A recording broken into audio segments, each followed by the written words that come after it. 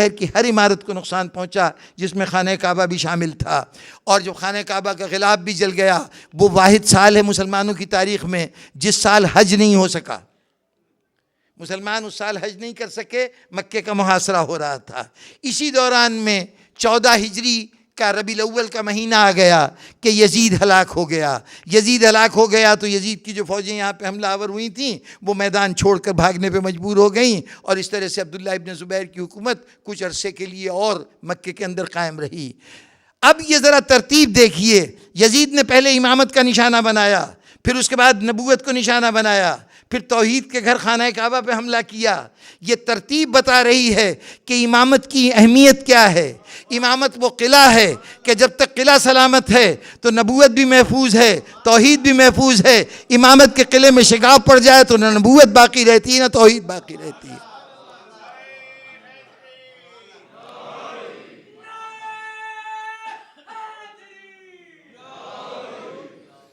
بس آمین محترم۔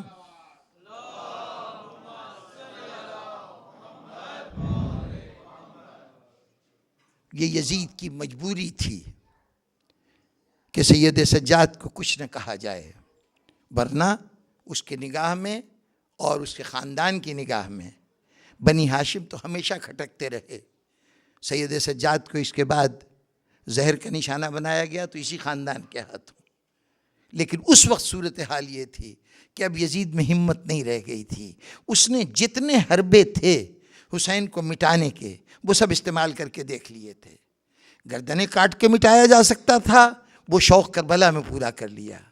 بازاروں میں پھرا کر، لوگوں کی نگاہوں میں کردار کشی کر کے، ان کی شخصیت کو مسخ کر کے پیش کر کے، کریکٹر اسیسینیشن کے ذریعے یہ تمام کوششیں کر لیں، لیکن اہل بیت کو مٹانا ممکن نہیں رہا۔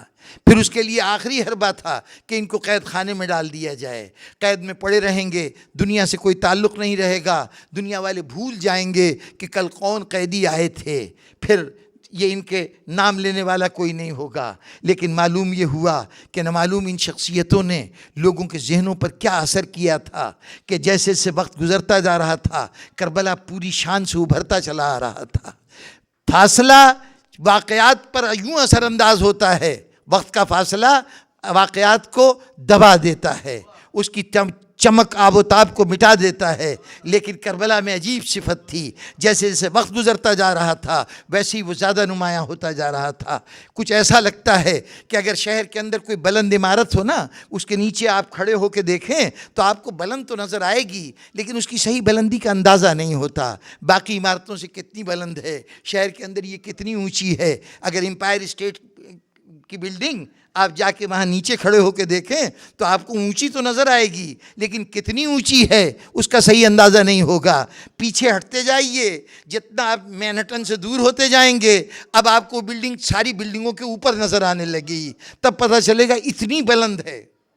یزید نے شہادت حسین کے بعد عظمت حسین کو محسوس تو کر لیا کہ حسین بہت عظیم ہے، کتنا عظیم ہے اس کا اندازہ نہیں ہوا، لیکن جیسے جیسے وقت کا فاصلہ بڑھتا گیا حسین کا قد نمایاں ہو کے سامنے آتا گیا، اور انسان جتنا پیچھے ہٹتا جائے گا حسین کی عظمت اتنی نمایاں ہوتی چلی جائے گی۔ یہ عظمت حسینی کا احساس تھا کہ ایک مرتبہ اسی دربار میں جہاں سید سجاد کو قیدی بنا کے لایا گیا تھا، جہاں سید سجاد کو گفتگو کرنے کی اجازت نہیں دی گئی تھی، جہاں سید سجاد کے خطبے کے دوران اذانوں کی آواز بلند کر کے کوشش کی گئی تھی کہ ان کی آواز لوگوں تک نہ پہنچے، اسی دربار میں سید سجاد کو بلایا گیا، مسند پیش کی گئی، لوہار بلائے گئے کہ ہاتھوں کی ہتکڑیاں کاٹیں، پیروں کی بیڑیاں کاٹیں۔ نہ معلوم یہ بیڑیاں جدا تو ہو گئی ہوں گی، لیکن کیا کچھ زخم کے نشانات چھوڑ گئی ہوں گی۔ آزاد ہوئے ہتکڑیوں بیڑیوں سے، یزید مخاطب ہوا، سید سجاد جو کچھ ہوا بہت برا ہوا، میں کربلا میں نہیں تھا، یہ ابن زیاد کی ساری کارگزاری تھی، اس نے حسین کو قتل کر دیا، اگر میں ہوتا تو یہ سب کچھ نہ ہوتا۔ یہ وہ کہہ رہا ہے کہ جو 1 سال سے ان کو قید خانے میں رکھے ہوئے ہے، کم از کم اس میں اتنی اتنا تو احساس ہونا چاہیے تھا کہ اب تک کس انداز سے خود ظلم کرتا رہا ہے. اگر تیرے دل میں رحم موجود تھا تو ان کو قیدی بنا کے اس طرح یہاں تک نہ لاتا. ایک جملے کی کہہ دیا ہے تو وضاحت کر دوں. یہ قیدی بنا کے لانا یہ بذات خود یزید کی ذہنیت کے پوری طرح ترجمان ہے. کوفے میں ابن زیاد کو حکم پہنچا تھا کہ جی جتنے تمہارے پاس وہ قیدی ہیں کہ جن کا تعلق کسی اور قبیلے سے ہے اس کے سلسلے میں تجھے اختیار ہے. کوفے کے لوگ تھے، ان کے معاملے میں تو جان اور تیرا کام جانے. جس کو دل چاہے اس کا سر واپس کر دے، اس کے قبیلے کو دے، ان کے گھر کے افراد کو قید رکھ، جو دل چاہے تو کر. بنی ہاشم کے جتنے قیدی ہیں ان کو میرے پاس بھیج دے، ان کے جتنے سر ہیں ان کو میرے پاس بھیج دے. یہ سر اور یہ قیدی یہ کوفے سے روانہ ہوئے. جانے کے لیے 3 ممکنہ راستے تھے. ایک راستہ صحرائے شام سے گزر کے جاتا تھا. یہ کل 500 میل کا راستہ ہے، لیکن اس راستے پہ نہ اس زمانے میں لوگ جاتے تھے نہ آج کے زمانے میں. درمیان میں صحرا ہے. اب کچھ سڑکیں نکالی گئی ہیں جس سے یہ فاصلہ کچھ کم تو ہو گیا ہے، لیکن اس کے درمیان کوئی گاڑی رک نہیں سکتی، کسی کو نہ پانی مل سکتی ہے نہ غذا مل سکتا ہے. یہ سارا صحرا کا علاقہ ہے. جو راستہ اس وقت رائج تھا وہ دریائے فرات کے کنارے کنارے گزرتا تھا. 750 میل کا راستہ تھا. نہ تو ان کو اس 500 میل کے راستے سے لے جایا گیا، نہ 750 میل والے راستے سے لے جایا گیا. ان قیدیوں کو دریائے دجلہ کے بہاؤ کے خلاف سرزمین عراق سے گزار کر ترکی کے موجودہ ترکی کے علاقے میں لے جایا گیا. ترکی میں حران کے مقام جس کا کل تذکرہ ہوا تھا وہاں تک یہ قافلہ گیا. حران سے یہ قافلہ حلب آیا. حلب سے نیچے ہوتا ہوا یہ دمشق تک پہنچا. اس طرح 750 میل کا راستہ 1283 مائلز کی صورت میں اس قافلے نے طے کیا ہے. یہ راستہ کیوں اختیار کیا گیا؟ اس لیے اختیار کیا گیا کہ جو کوفے کا جو راستہ فرات کے کنارے کا تھا وہ اس وقت بھی شیعہ آبادیاں تھیں، آج بھی وہاں شیعہ آبادیاں ہیں، محبان آل محمد کی آبادیاں ہیں. یہ نہیں چاہتے تھے کہ ان آبادیوں سے اہل حرم کو لے کے جائیں. یہ دجلہ کے کنارے لے کے گئے کہ جہاں اس وقت بھی دشمنان اہل بیت رہتے تھے اور آج بھی اسی مسلک اور عقیدے کے لوگ وہاں پر آباد ہیں. اور دوسرا پہلو یہ تھا کہ اس پورے راستے میں ذرا سوچئے کہ کربلا کے گرم علاقے سے نکلا ہوا یہ قافلہ جب گزرا ہوگا تو اس میں ترکی کا علاقہ آیا ہوگا، شام کا علاقہ آیا ہوگا. یہ وہ علاقے تھے جو سردیوں میں انتہائی شدید سرد ہو جاتے ہیں. ہم سمجھتے ہیں کہ اہل بیت کو صرف کربلا کی گرمی کا سامنا تھا، نہیں، ان کو راستے میں برف باریوں کا بھی سامنا تھا، انہیں شدید سردیوں کا بھی سامنا تھا. لیکن جس طرح کربلا میں ان کے سر پہ کوئی سایہ نہیں تھا ویسے دمشق کے سفر میں بھی ان کے سر پہ کوئی سایہ نہیں تھا. سردی اور گرمی تمام موسموں میں جب یہ قافلہ پہنچا ہے سرزمین شام میں تو جناب فاطمہ بنت علی، حضرت علی کی ایک صاحبزادی تھیں فاطمہ بنت علی، وہ یہ فرماتی ہیں کہ ہم جب دمشق میں پہنچے ہیں تو ہمارے جسموں کی کھال، ہمارے چہروں کی کھال ادھڑ چکی تھی.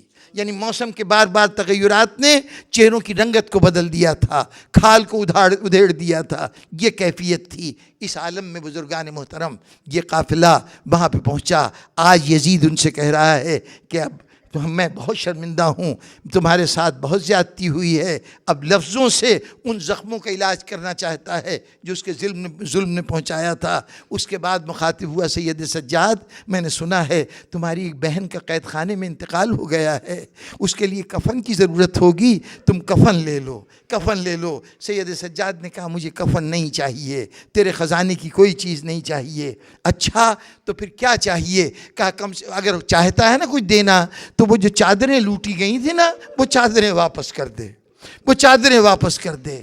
یزید نے کہا سید سجاد تم جانتے ہو کوفے کی فوجیں تھیں، انہوں نے سب کچھ لوٹا تھا، یہاں تو صرف چند لوگ کچھ چیزیں لے کے آئے ہیں، باقی تو تمام لوٹ کا سامان کوفے کے اندر رہ گیا. سید سجاد نے کہا اگر دلا سکتا ہے تو ہمارا وہ سامان دلا دے، باقی ہمیں تجھ سے کچھ نہیں چاہیے. اب تلاش شروع ہوئی. وہ جو انعام لینے کے لیے لوگ بطور ثبوت کی چیزیں لائے تھے وہ جمع ہونے لگیں. اور ادھر سید سجاد کی خواہش پر ایک مکان خالی کیا گیا جس میں زینب نے فرش عزا بچھائی.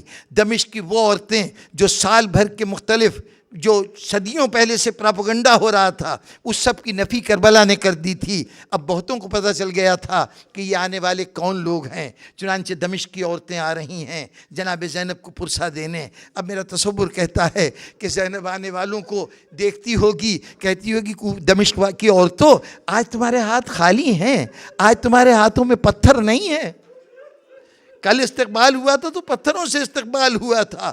اب بیویاں آ گئیں، زینب کھڑی ہوئی، زینب نے خطبہ دینا شروع کیا، گویا مجلس کی بنیاد رکھنی شروع کی زینب نے۔ آج جو مجلس ہوتی ہے نا عزاداری، یہ زینب کی اس تعلیم کا نتیجہ ہے۔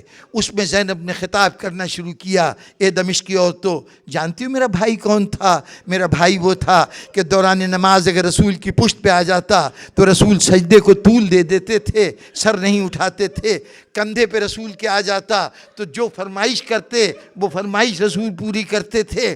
وہ قاب قوسین پہ جانے والے رسول کے کندھوں کا سوار تھا میرا بھائی۔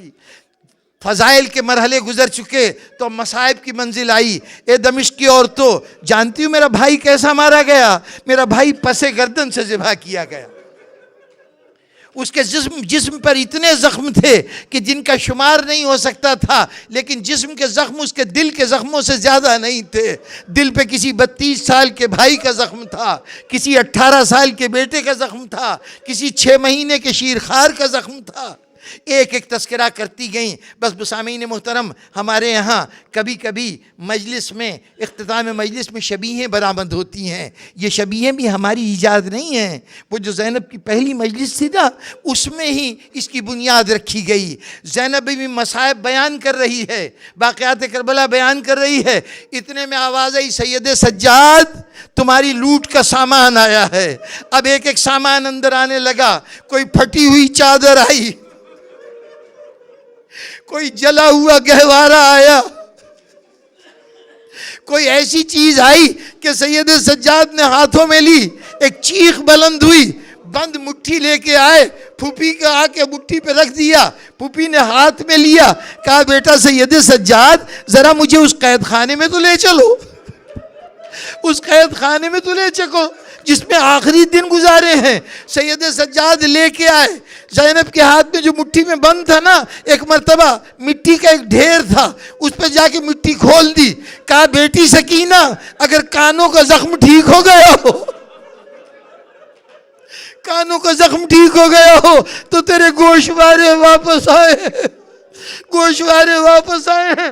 سامعین محترم، ہم تو سمجھے تھے کہ سکینہ کے صرف کان زخمی ہوئے ہیں، لیکن جس انداز سے سکینہ دنیا سے رخصت ہوئی اس کے سلسلے میں جناب زینب کا ایک جملہ کہ جب شہر دمشق سے جانے لگی ہیں نا تو اب دمشق کی عورتیں آئیں خدا حافظ کہنے کے لیے آئیں تو ایک مرتبہ زینب نے اس قید خانے کی طرف اشارہ کیا، کہا اے بیویو، اے دمشق کی عورتوں، اگر کبھی زندگی میں موقع مل جائے نا تو اس قید خانے میں آ جانا، اس قید خانے میں آ جانا، یہاں ہماری ایک امانت ہے، اسے تمہارے حوالے کر کے جا رہے ہیں۔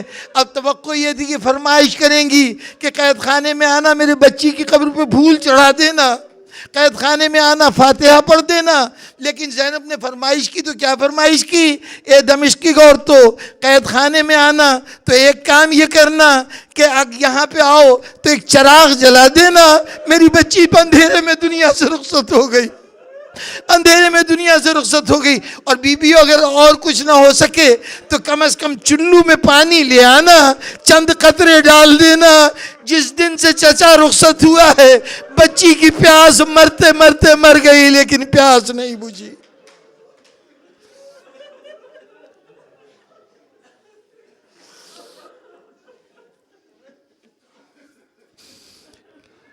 سیعلم الذین ظلموا ایام انقلبوا من ينقلبون۔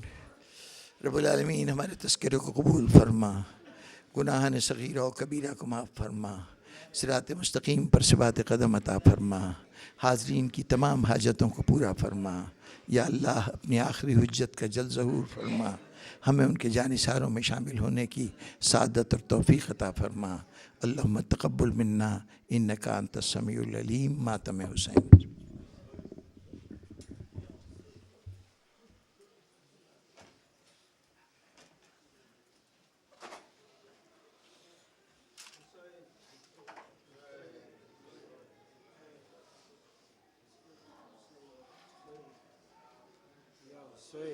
سے